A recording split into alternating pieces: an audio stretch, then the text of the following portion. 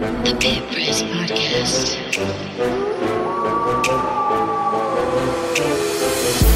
Get a chance to see Ehrlicher, the linebacker, who they say has the potential to be the best defensive player they've ever had in New Mexico.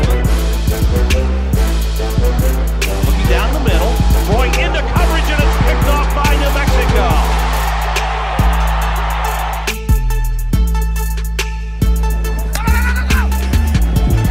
Hear the no, no, no, but Christian Washington says yes, yes, yes!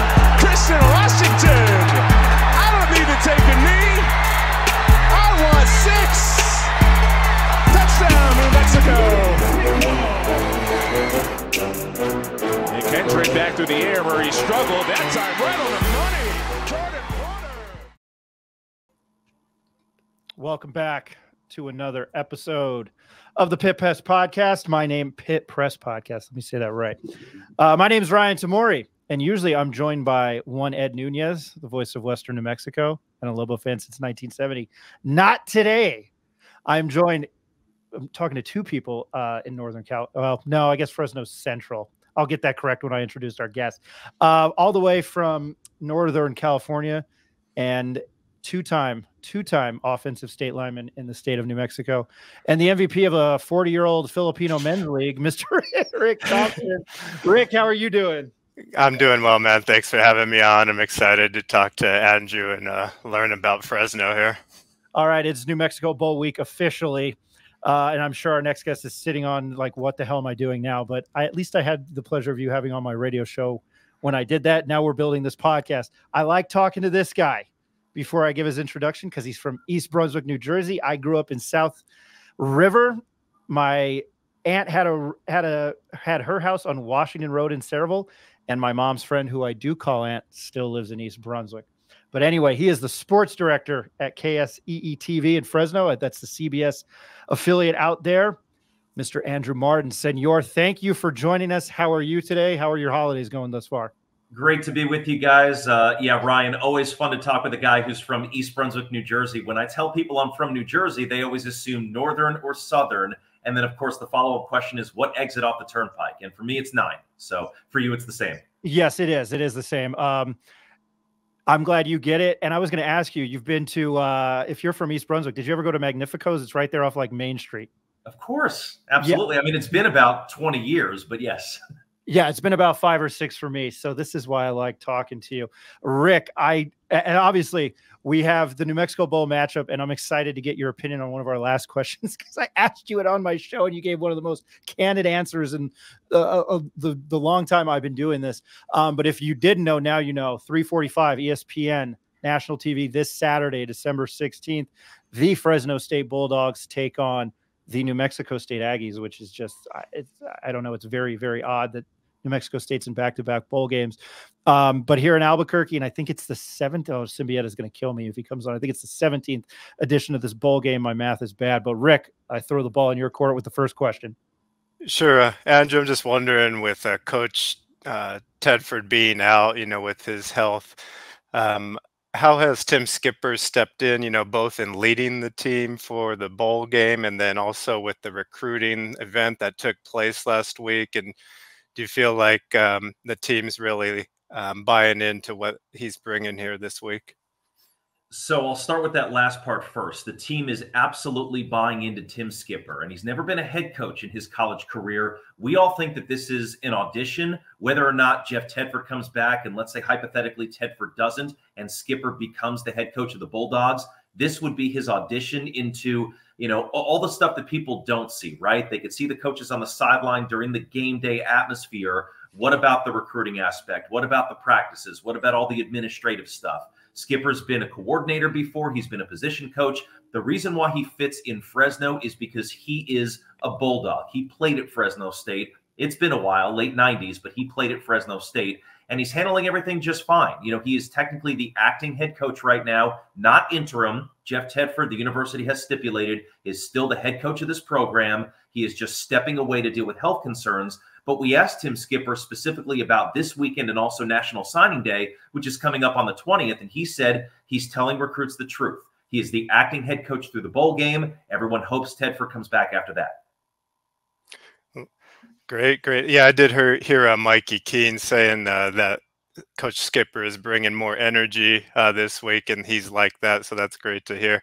And I just wanted to ask you about one player from Albuquerque, Trey Watson. I haven't watched him play a lot, but I looked at some of his stats here with 4 touchdowns, and he's a 6'5" monster out there, someone I wish the Lobos could have obviously had since he's from Cleveland High in Albuquerque. I was just wondering if you could talk about him a little bit. Sure. So I love Trey Watson. Trey Watson is a fantastic interview, and Jeff Tedford loves to incorporate the tight end into his scheming process. When Watson caught his first touchdown this season, which was the first touchdown catch of his career, even he was like, well, wait a second, I can do this thing. I'm not just a blocking tight end out there, because he is a monolithic presence on the field, guys. You talk about his measurables. And Fresno State played New Mexico this season. It was a head-scratching loss for the Bulldogs. We're still trying to figure out exactly what went wrong during this 3-game losing streak to end the regular season. But I always talk to Trey Watson the week of the New Mexico game, asking him about green chili, of course, and asking him about being from Rio Rancho and what it means to him to play against his hometown team. He said something to me that I think is worth repeating here, which is, the more you get away from being out of high school, the more normal it feels to go through the routine where he is. He's got friends. He's got family members. There's going to be a lot of trash talking on both sides. But Trey Watson is a Bulldog. He had an opportunity to go to Fresno State. He is making his mark on the program. Will he get into Fresno State's Ring of Honor at some point? Probably not. But he is a solid player for the Bulldogs, and you know that he's looking forward to, again, facing off with Fresno State in the New Mexico Bowl, because the Bulldogs were in this game 2 years ago, and he was on the team as well. Great. It's kind of funny that you mention head-scratching loss. Well, it was a head-scratching win for us here in Albuquerque with UNM. Danny Gonzalez's job. He still ended up getting fired at the end of the year. I think it bought him another week is what it did. And I'm very candid on this show. Dealing with Danny, he was great. He was fantastic. And Rick knows, with my lineage of head football coaches at the University of New Mexico. You look at what Fresno did. There were high expectations. The beginning of the year, you go into West Lafayette, you win at Purdue, not you, Fresno. But what was the difference between the last 3 games of the season? And was there a common theme for Fresno that led to those 3 losses? And I'll throw in another question real quick. Obviously, we predominantly focus on UNM, but we're still a Mountain West Conference New Mexico sports podcast. But what was the feeling in Fresno? And I saw the guy on TikTok that had the cursing tirade, but what was the feeling after the UNM loss in Fresno and for Fresno State fan? Well, that was one of the worst losses, certainly of the season, but probably one of the worst losses in Fresno State history. And that's not necessarily a knock on New Mexico. It was on where Fresno State was at that point in the season. So let's go back, Ryan. You talk about the expectations to start the season. Everybody thought this would be a rebuilding year for Fresno State. Look at what they lost last year. So last year's team started 1-4, finished on a 9-game winning streak. No team in the FBS history had ever started 1-4 and finished with 10 wins. But the Bulldogs did that. Jake Haener was injured for 4 games last year. They went 2-2 in those 4 games with Logan Fife as a backup quarterback who's no longer on the team because he entered the transfer portal. But Fresno State won 10 games last year and the Mountain West Championship. After the season, Jake Haener goes in the NFL draft, so he's gone. They lose wide receiver Jalen Moreno-Cropper, wide receiver Nico Remigio, who ran back 2 punts for touchdowns last year. Zane Pope is gone. Jordan Mims, the running back, who had a 1,300-yard season, is gone. On defense, they lose their stud defensive end, David Perales. They lose one of their captains and defensive back, Evan Williams, who left for Oregon. So we're all sitting there thinking, my gosh, what is this Fresno State team going to look like heading into 2023? Well, then the team all of a sudden rattles off its rattles off 4 wins to start the season. Purdue, Eastern Washington, which was another head-scratching game there because that game went to double overtime. But they also win at Arizona State and shut out a Pac-12 team on the road. I know it's not Oregon or Washington or one of those teams, but still to get a shutout win on the road is impressive. So the expectations changed. Going into the season, we didn't know what this team was going to be like. We figured it would be a 7 or an 8-win season. Then all of a sudden, they're 4-0 non-conference. They start 5-0 after a win over Nevada. They go to Wyoming. They lose that game, but then they rattle off 3 straight wins. So they're 8-1 at some point, and we're just thinking, okay, can this team make it to a New Year's 6 game? Then they get blown out at San Jose State. That was a head-scratching loss, but even still, they could still make it to a Mountain West Championship game. Then they lose to New Mexico, and that eliminated them from being able to play for the conference championship. So there were a lot of things that went wrong in that game for the Bulldogs, not to mention the fact that it was a home game.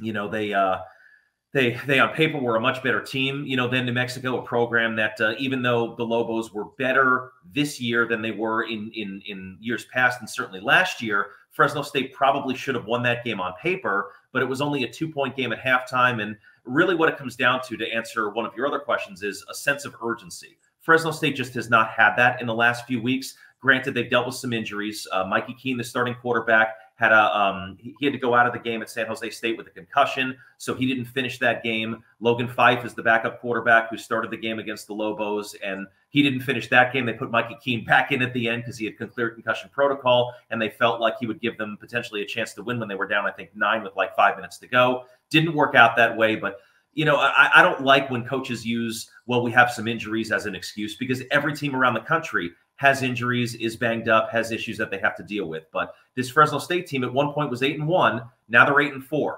And if you take it outside of a bubble or outside of a vacuum, there are, you know, probably 100 teams in the country that would love to be 8-4 right now, but not when you were 8-1. So it comes down to a sense of urgency and a sense of identity right now, because we really don't know if this Fresno State team is going to win the New Mexico Bowl or lose by a lot to a team that's really good. The Aggies are really good. You know, everyone points to that Auburn win, but they've won 8 of their last 9 games, and it was a tie game with Liberty in the second half. So Fresno State could lose this game, absolutely. Is it Mountain West Conference Championship? I'm pretty sure I know the answer. I would like to hear a more elaborate answer, because the expectations are here like, holy hell, we might get 5 wins. Let's celebrate. But it's Mountain West Conference title or bust for Fresno State, right? In the last couple of years, yes. When Jeff Tedford first took over in 2017, the program had been floundering. When Derek Carr and Devontae Adams and those guys left after 2013, the program in 2014 won 6 games, then 3 games in 2015, 1 game in 2016. That's when Tim DeRuyter was the coach, and nobody knew what to expect. But in the last couple of years, especially since Jeff Tedford and Kalen DeBoer, who, by the way, National Coach of the Year at Washington, he was the Bulldogs head coach for 2 years, the COVID year in 20, and then in 2021, he's doing amazing things at Washington. But yeah, since Jeff Tedford first got there as head coach, the expectation is that Fresno State is a player again in this conference. And speaking of head coaches, by the way, I'm sure you guys have already discussed this. There are 5 new head coaches in the Mountain West, and we haven't even reached the end of the calendar year. Right? Boise State fired Andy Avalos, and Spencer Danielson has officially taken over. You've got a new coach at Nevada. Jeff Choate takes over for the fired Ken Wilson. Obviously, Danny Gonzalez is out with the Lobos, and Bronco Mendenhall is in. San Diego State, Brady Hoke retired, so they've got Sean Lewis. And Craig Bowl is retiring at Wyoming at the end of the Arizona Bowl, and they hired their, I think, defensive coordinator. So the Mountain West is going to look a lot different next year with 5 new coaches, and that's not even factoring in whether or not Jeff Tedford comes back, because if he doesn't, that would be a 6th head coach. But the Mountain West Conference is uniquely positioned right now because they've always wanted to be a group of 5 team. They're not going to be, obviously, but with Oregon State and Washington State and this whole 7+1 scheduling thing, I think the Mountain West is positioned to potentially at least get their best team into that college football playoff every year now that it's expanding. I went to the Boise State game, and when you're there and when your head coach gets fired the day after a 28-point win, we kind of joked that, you know, hey, maybe they didn't cover by enough, because I think they covered by like a point, half a point. But anyway, Mikey Keene had a pretty good year. He threw for 2,596 yards, 21 touchdowns. What can you talk about him? So Mikey Keene was at UCF before he came to Fresno State, and he was there for a couple of years. The system didn't work for him anymore because they brought in a new coach. And so he's one of those, you know, thousands of players now that enter the transfer portal and was looking for a better opportunity for himself. Jeff Tedford likes him because he is basically Jake Haener, right? I don't want to say he's Jake Haener 2.0 because Haener had been in this program for 3 years and did some really good things. Mikey Keene is more of a traditional pocket passer, which Tedford likes. He has been able to develop dual threat quarterbacks, but Mikey Keene is never going to beat you in a foot race with his legs, but he can make smart decisions on the football field. The unfortunate problem with him is he's not as durable as everyone was hoping. He's been banged up a few times this year. There are 2 games he did not start, and there were a few games that he did not finish. Not that he's not you know, not a tough guy, not a gamer or anything, but he's kind of small in stature. And also he's not the tallest quarterback. And so sometimes it could be tougher for guys who are under 6 feet tall to be able to throw over the line of scrimmage. But having said that, he's done exactly what Fresno State has wanted him to do. And with an open quarterback competition, they really didn't know what they had coming back. Logan Fife was the backup quarterback. He's now in the transfer portal. Last week, he received I think it's a preferred walk-on offer from Minnesota, but he was a Bulldog for 3 seasons, but he never elevated beyond the backup quarterback role. So he started a few games, 2 games this year when Keene was out, 4 games last year when Hainer was out, but he never really took over the reins of the program. Tedford wants a guy, and Mikey Keene brings what Tedford is looking for, because also he's got 2 more years after this one that he could be the Bulldogs quarterback. So if you get a guy, you know, you get a guy in the transfer portal, whether it's a quarterback or another position, unless he's a monumental, you know, explosive type playmaker that can help your team immediately right away for 1 season, you really want to get a guy who can develop over the course of time and work within the flow of what you want to do. But you want to build that chemistry. You don't want to keep getting guys every single year and just kind of doing that plug and play. It's why when Pat Hill was Fresno State's coach for all those years, he never really wanted to get junior college guys, not because they weren't talented, but he wanted high school guys because you knew they'd be in the program for 3 to 4 years. Specifically with Mikey Keene, he's a solid quarterback. He says all the right things to the media. His teammates seem to like him, you know, just fine. And he's developed a rapport with the receivers that they have. From a standpoint of, you know, in this conference and an 8-win Fresno State team, you probably want to see a few more yards from him. I mean, we saw it in that first game. You brought up the Purdue game, Ryan. He threw for 366 yards against Purdue on the road in his first game as a Bulldog. Now, granted, he's not a freshman because he played for a couple of years at UCF, but I think Bulldog fans saw that and were like, okay, you're going to pass for 300, 350 every single game. Hasn't quite been that way, but he is the quarterback of a team that's 8-4. Before I move on to questions about the New Mexico Bowl, Rick, do you have anything? When I make it down to Fresno, what should I do? I live in Bay Area. I've only driven through. You know, it's funny that you bring that up because a lot of people say the best thing about Fresno is its proximity to other cities. You can be in the Bay Area in about 2.5, 3 hours, depending on traffic. Same thing with Sacramento. And then south, if you wanted to head to like LA or San Diego, LA is about 3.5, you know, between LA and Anaheim. San Diego will take you about 5.5 to 6, depending on traffic. So Fresno is centrally located in the state. I would recommend Yosemite is great. It's only about an hour north of Fresno, so that's always a popular tourist destination. Some really good restaurants here. The cost of living is actually pretty good considering that it's California and, you know, state taxes are up the wazoo all over the place. It's cheaper to live here than it certainly is in the Bay Area. Fresno's got some good restaurants. The weather is usually pretty good too. It gets hot here, like ridiculously hot, about 110, 115 for about a 3-week stretch in the summer. But even right now, we're in the middle of winter and it's still in the, you know, high 50s, low 60s. So I've been in Fresno for several years. You know, it's my home. It's my community right now. I like it here. There's a lot to do. We don't really have too much traffic in the city of Fresno. And what's nice is whenever, like, you know, you always talk about going to a bigger city for music or art or theater and all that stuff. You've got a lot of performers, a lot of comedians, like Jerry Seinfeld's coming here in a couple of months. They always add Fresno on their list because they know that it's an easy way. If they're heading to like LA or San Francisco, they could stop off in Fresno, you know, add another show, add another concert date. Garth Brooks came here several years ago and stuck around for an extra, I think he was here for 2 days, added a 3rd show on another day because he knew that there were a lot of people here that might not have been able to make the trip down to LA or San Francisco. So that's my travel agent pitch. Also coming here, really good tri-tip. Tri-tip here is amazing. So, and there's a place right across from campus that a lot of the players go to. If I come out for the basketball game, UNM at Fresno, I'm going to remember that. It's very funny you said that in the proximity of bigger cities. When people complain about Albuquerque, I'm like, well, the airport's right at the south end of town. You can go right. You're an hour from Denver, Phoenix, an hour and a half from Dallas, Fort Worth, and Houston. So that was a very good answer. As I try. Right, by the way, let me bring this up too, since you mentioned basketball. The Fresno State basketball team was terrible last year. They only won 11 games, and we're actually surprised that Justin Hudson is still the head coach. It's basically going to take an appearance in the NCAA tournament to probably save his job this year. But one of their 11 wins last year was against the Lobos. It was New Mexico's first loss of the season when they were the 21st ranked team in the country. We're all still trying to figure out how the Bulldogs won that game. There's a lot of head scratching going on in Fresno. Yeah, that was mostly by me. Yeah, and I'm there with you. That was, I'm the cynical glass half empty kind of guy here.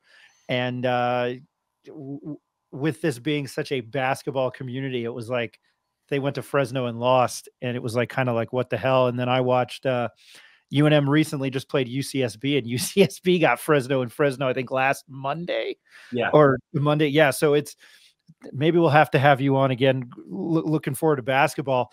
That UCSB, not to go off on a complete tangent here, guys, but by the way, that UCSB game, so that team was a tournament team last year. They went to the NCAA tournament, and they've got a sharpshooter on that team who's from Fresno, a guard named Cole Anderson, stood at Clovis West High School here locally, their all-time leading scorer. He was so motivated to play in that game because obviously it's his hometown team. Right. Fresno State was down by 11 points in the final 41 seconds. They cut it to 2. They still lost the game, but at some point we're just like, are they going to pull off this crazy, ridiculous comeback? Like you guys probably remember that, was it Nevada game like 4 or 5 years ago where they ended up coming down from double digits with like 1 minute and 10 seconds left to win that game. I think it against New Mexico. I'm trying to remember right now. I'm trying to think. UNM blew a 5-point lead in a minute last year in Reno. So there was that. I'm trying to think of something crazy. I was probably in the East Coast at that time, but that one doesn't ring a bell. You've got me there. Gotcha. Yeah, sometimes all these games blend together, but there was a game a few years ago where there was a team, it was like the largest comeback in the shortest amount of time in NCAA basketball history. But I like what the Mountain West is doing basketball-wise this year. I didn't think that that Colorado State was going to end up beating St. Mary's, so now there's, they've got a loss. They're not the undefeated darling anymore, but they're still a top 25 team. Can't ever count out San Diego State. There might be 3 or 4 teams from the Mountain West that get tournament bids again this year too. I don't think Fresno State will be one of them, but it'll be nice to see that the Mountain West will be well represented again. The question here is you cover I would say, quote unquote, football school. The question here, especially after like the Wyoming loss, was when does basketball season start? Because I don't know if you've ever been to the Pit, but it's the one thing I defended on the East Coast about Albuquerque. It was like, well, what is there to do there? And I'd make a joke. And, I'm from Albuquerque. Obviously my roots, I grew up in New Jersey, and my parents are both from South River, but I defend the Pit, and you need to make a trip out here. And just the 2 basketball stadiums or arenas that I have not been to in the Mountain West that I really want to go to are the Pit and Viejas. Haven't been to either one. You need to get here, and then I will indoctrinate you on what good green chili is and what good New Mexico food is. I don't just for time purposes, and I don't want to keep you too much longer. You had a very good great. This is why I didn't do TV. I was a print guy, but great transition here. It's like the 2 murders, and then not necessarily the 2 murders. Then we're going to the squirrel who's on jet skis, but not jet skis. Anyway. Bad transition, bad joke. You know what? It's the Anchorman reference, right? Right. You talk about the squirrel that can water ski. It's all water skiing. But anyway, I think it was Skippy or something. That was the name of the movie. No, I'm not Brian Fantana. Anyway, you made a comment to me 2 years ago that you didn't think that Fresno fans were happy to be coming to Albuquerque and the New Mexico Bowl. I have to preface this question before I answer it because I am friends with the executive director of the New Mexico Bowl, Jeff Symbieta. I think he does a great job.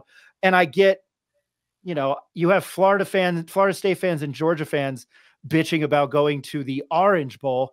But in the context of, I think, what Fresno State did 2 years ago, and with how this season ended, you had said that Fresno State and the fans weren't too thrilled about going to Albuquerque. They beat UTEP. It was a better game than I think most had thought, with that long-winded rambling to a comedic movie from 20 years ago and college basketball and college football. But how does Fresno State fan feel right now about coming to this New Mexico Bowl and, number 2, playing New Mexico State? So I'll start with the attitude towards the New Mexico Bowl. And again, nothing against Jeff Symbieta. I don't know him as well as you do, but our paths crossed a long time ago because the first time Fresno State was in the New Mexico Bowl was in 2008. They ended up playing Colorado State in that game before both schools were in the Mountain West. Fresno State was still in the WAC at the time. It's one thing when it's new. It's one thing when you're a team that is a 500 team and just like shooting for entry into a bowl game. But my answer to you right now will be the same thing that I told you 2 years ago, in that there really isn't much interest in Fresno about this bowl game. It's not a knock on the bowl game. It's more about where Fresno State is versus where Fresno State was and where fans want Fresno State to be. They were 8-1 at one point. When they were 8-1, they were thinking at the very least they're going to the LA Bowl. They're going to be Mountain West champs and go to the LA Bowl if they don't go to a New Year's Six game. The fact that they're going to a repeat bowl game that they were at 2 years ago is not going to excite a fan base that is pretty upset right now with this team for losing 3 straight games, especially 2 games. Well, 3 games that they lost all 3 games, but San Jose State probably is the hottest team in the Mountain West Conference right now, but you still don't get blown out. It's one thing to be competitive. They lost, 42-18, I think, in that game. They were never in that game. And then the losses to New Mexico and San Diego State, those are not 2 of the stronger programs currently in the Mountain West Conference. And, San Diego State might bounce back with a new coach. You never know. But specifically with this game, there's nothing wrong with the opponent. Matter of fact, Fresno State is actually playing New Mexico State non-conference next year in Fresno.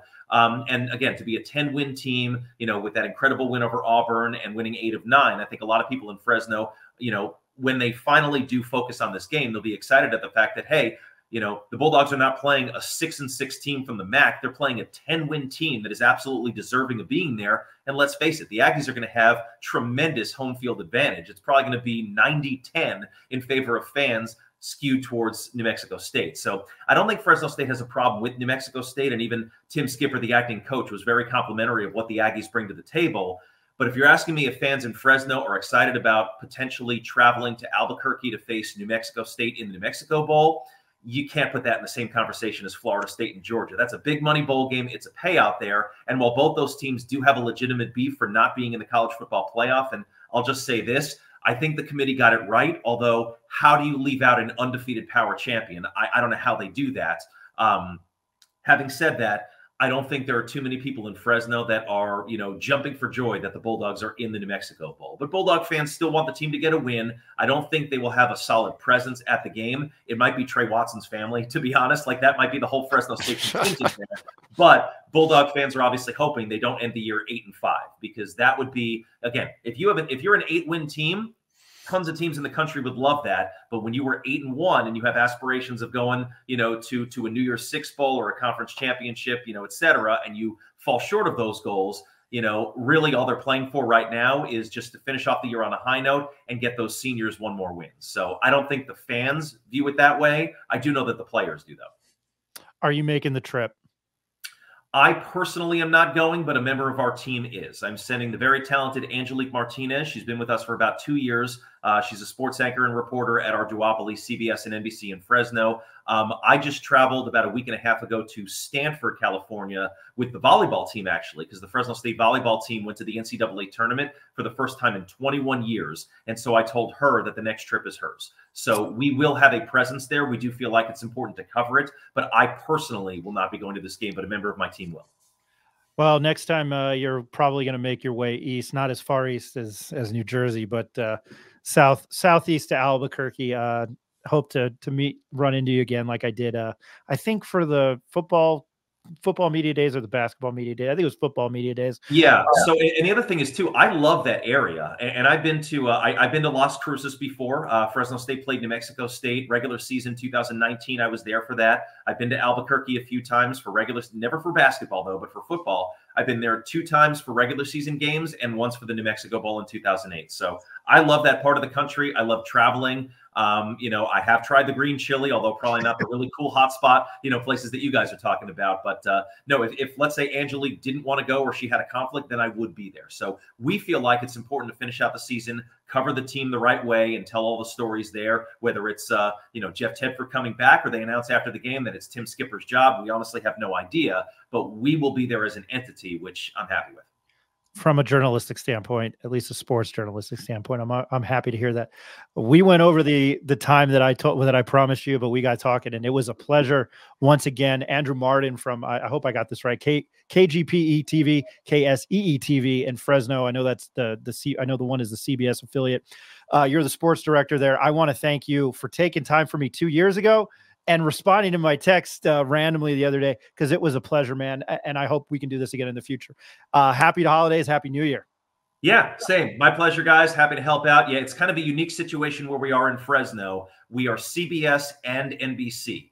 Nexstar Broadcasting is our parent company. They have a lot of duopolies across the country. It's unique because when you tell people you work for two stations, they say, well, how do you do that? We're in one building. We have two studios in one building, and we stagger our shows. So every day when I'm on at 6 and 11 o'clock, I do a sportscast at 6:20 on one station, take off my mic, take off my earpiece, walk to the other studio, do the exact same thing on the other studio, different graphics, different audience, different main anchor teams. So we've been doing it for about a decade, so we have the routine down pat. And we also have specialty shows, like we do a high school football show on the CBS side. We do a weekly Fresno State show on the NBC side. So we have it figured out, but from the outside, it can be a bit confusing. But yeah, we've got a 3-person sports team for 2 stations in Fresno, California. But yeah, anytime you guys need me, happy to do it. I've enjoyed it as well too, and you know, always look forward to talking to people from other cities, other walks of life, and yeah, we'll see how this game goes. I mean, it's the line is what, 3, right? So it could really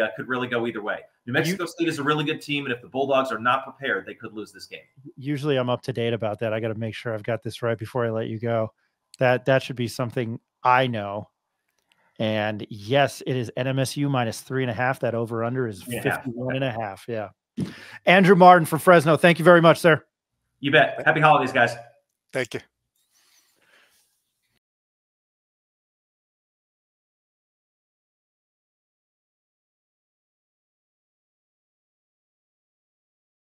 School football, I drove back in and got to El Paso and was like, oh, it'll be an easy day. NMSU will lose against Auburn. Chuck the highlights together real quick. And all of a sudden, you know, that I was watching it and I was like, oh, wow, they scored on their opening drive. Okay, wow, here we go. And then they held them to 3 and out on like Auburn's opening drive. And I was like, okay. And I was like, how long can they keep this going for? And then I was just like, wow, it was incredible what they managed to do. I think the mindset is they want to go win this bowl game. Like everything's cool what they've been able to achieve this year, what they were able to achieve last year. But what's on the mind right now is the New Mexico Bowl, and they want that win. They want to get an 11-win season, something they haven't achieved since 1960 as a program, and something that not many schools really get to achieve in a season. So they have the chance to do something really, really incredible, and I know that's exactly what they want right now. Much has been said about Jerry Kill, and I know and if I'm not up to speed, forgive me, but I know that Mario Mocha, the athletic director, they're still working out, I think, kinks with a new contract. I think, and I had said it, and maybe I'm wrong. I've had UNM football alumni tell me I'm wrong, but I felt like there was Eddie Nunez was looking at a hire for UNM with that lunch pail, and I've seen the photos, the lunch pail kind of guy, hard hat, and I felt like Bronco Mendenhall was kind of hired. That wasn't flashy, but like hardworking punch back at Jerry Kill. But I mean, I don't know if enough can be said about what Jerry Kill has done at NMSU. How important is he right now to that program? And maybe in the history of that football program, but how important is he now? I mean, he'll say it's not him. He'll say it's the players and his assistant coaches and all the rest of it. But I mean, the matter of fact is it's him. Prior to him getting there, they'd had 5 winning seasons in the past 50 years. And now you look at it, back-to-back winning seasons, back-to-back bowl games. You beat Auburn on the road. You go to a Conference USA championship game. That is all because of Jerry Kill. Yes, he's recruited well. He's made the most of what he's been able to do. I think that's always one of the biggest things about this area. You go either El Paso or Las Cruces. It's a small town kind of vibe. It's away from everything else. Not a lot of people want to come play here. And it takes a coach like Jerry Kill to get the right kind of people that want to buy into what he's believing in and what he's striving to do. And that's it. Like every single player in that team has bought into what he wants and what they need to do, and they've done it. And it's like, it is truly him. Like, I don't think you can put it down to anything else. Yes, they've got the good players to be able to go do the thing, but Jerry brought them in and now they're doing it. So I think it's completely all him, what that program is doing. And I mean, I personally think he's staying. That's my personal opinion. I could not imagine him leaving. I think he loves that city. I think he loves that team. He basically told us that, you know, he told Mario what he needs to do to keep him there. And I don't think he would have asked for that much. Like he's towards the end of his career. He's already succeeded in a lot of different areas. I don't think he's in it for the money. I could be wrong. That's just like truly my personal opinion, but I think he'll stay. But if he doesn't, I mean, that would just be a massive, massive loss to that program. No, I think it's good for the state of football in New Mexico, the state of football in New Mexico. I probably think, you know, for UNM alumni that listen to this show that don't hate me or hate us, you know, I think it's a very good thing, because I think that can only make you better. Much of a hot topic is Diego Pavia. He was Conference USA Offensive Player of the Year. I can't say he didn't deserve it, but and the poor kid's name always escapes my mind. Caden Salter, the quarterback at Liberty. I mean, they go undefeated. They were terrific. That conference championship game was a lot of fun to watch. It was a lot of fireworks. But in your mind, did Diego, I'm not taking away anything from him, but do you think that Diego Pavia deserved it? And can you make an argument for Caden Salter at Liberty? Well, Caden won the MVP of the whole conference, right? I would have to look that up. I didn't do my due diligence as a journalist. Let me look it up. No, you're good. I think he won that, and then I'm thinking, what's better? What would you want more, Offensive Player of the Year or MVP of the conference? Maybe you can't win both. I honestly don't know what the rules are for those. I think they're both great quarterbacks. I think Diego going to Auburn. Yeah, he was Player of the Year. Yeah. Okay, yeah. So Player of the Year, can you win? I don't know. Maybe you can't win Offensive Player of the Year and then go and win Player of the Year. I could be wrong. But I honestly think, like, if you watched, like, I mean, I know you did watch that Conference USA title game. I was there for every moment. It was a shootout. Like, the two of them, as well as obviously all of their other offensive weapons, back and forth. Like, until Diego got injured, it was even.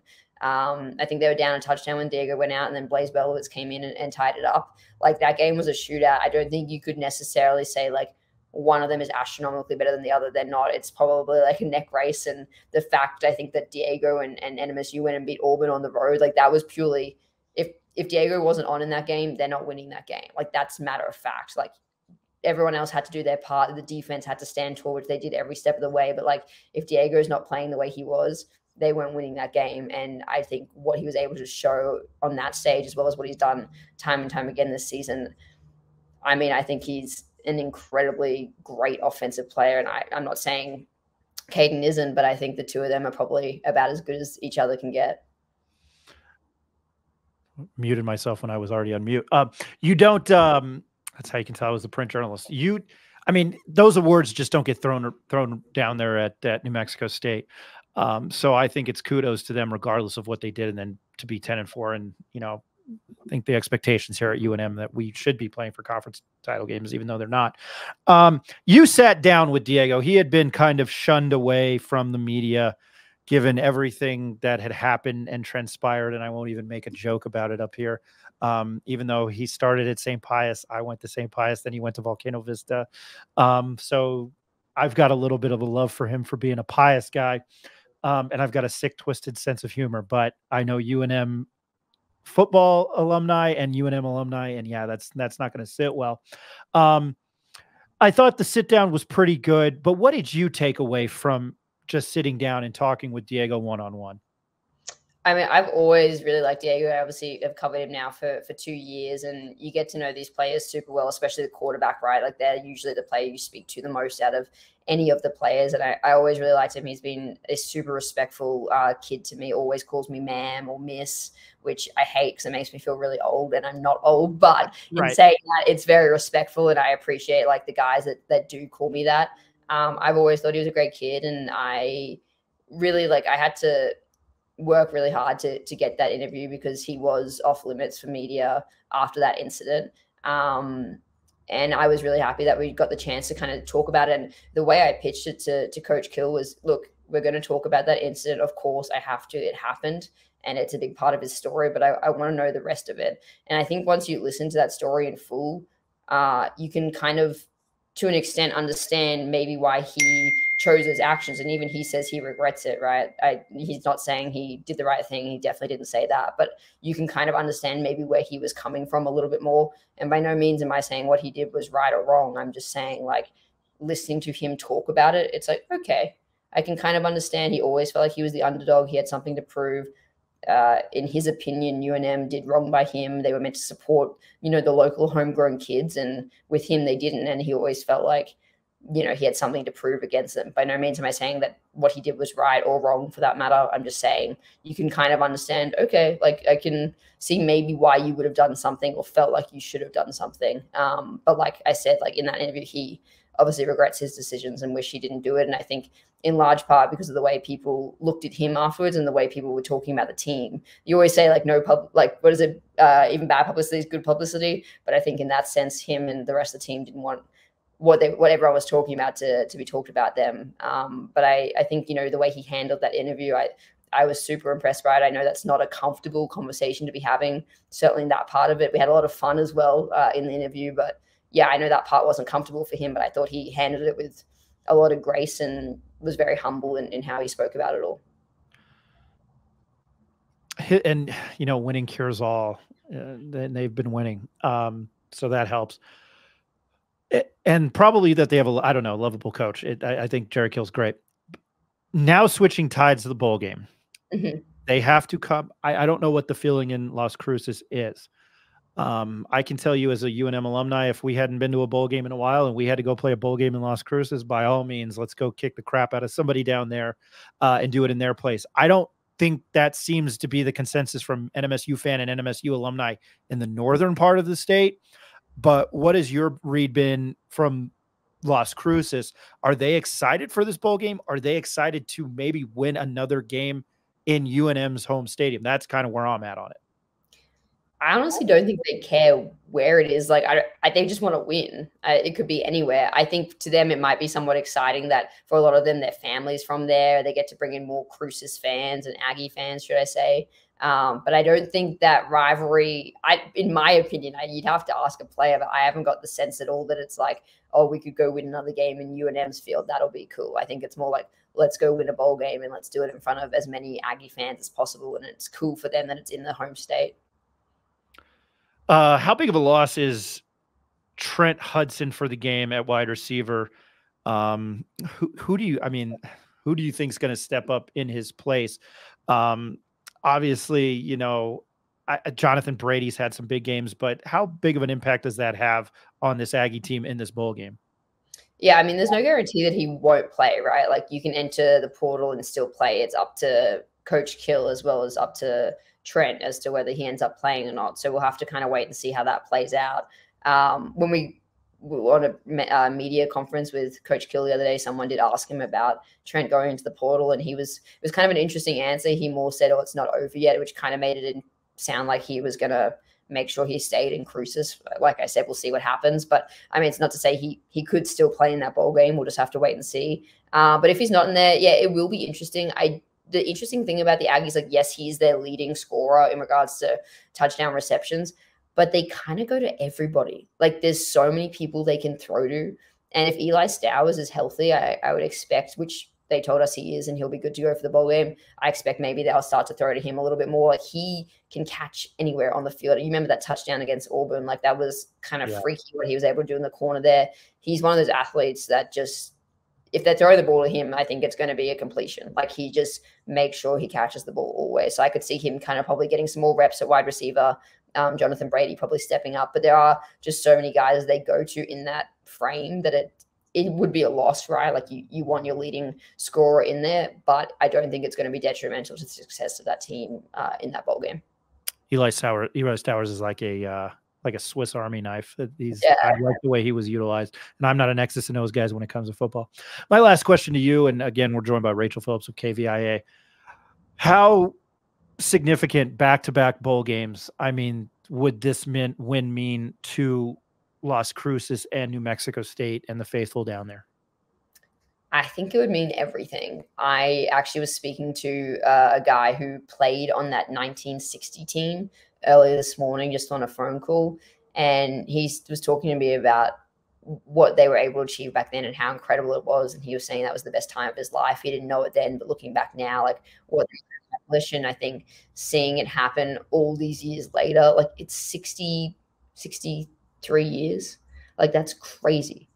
Think about how much has happened in 63 years. That's like 3 times me, a little less than 3 times me. It's like that's a lot of lives lived and a lot of years along the way to be able to achieve back-to-back bowl games. And I think the cool thing about it, even more so than the win, would just show that this team and this program is finally finding some consistency in winning, something that the football program just hasn't had in decades upon decades. And I think it would just be such an awesome achievement for them. Are you going to make the trip up here for the bowl game? Yes, I am. We are driving up Thursday morning and then heading back Sunday morning. So a few days in Albuquerque. It'll be my birthday while I'm up there, actually. So if anyone's got some good bar recommendations, will not be opposed to those. Obviously, once I get off work, but you know. I'm trying to think. I don't go out and drink anymore, so it's that's a very good. Industry. Well, that's the issue. There's a deeper root there. I'm trying to think what's open. You can't, if you're going to be in downtown, I think Hotel Albuquerque, there's a rooftop bar there. You can't miss. I mean, I'm not in New York City anymore. So it's like, oh, wow. Downtown Albuquerque. Happy early birthday. And again, she's a weekend sports anchor and reporter from KVIA. Her name is Rachel Phillips. She joined us in August. Join us again. We might bug you down the road. And I know there's an important basketball game on Friday night in Las Cruces. We were going to go, but then what happened after the first game, we were like, well, I don't know, it might not be as competitive, but we appreciate your time. Thank you very much. I'll see you at the bowl game, but happy holidays and happy New Year. Thank you.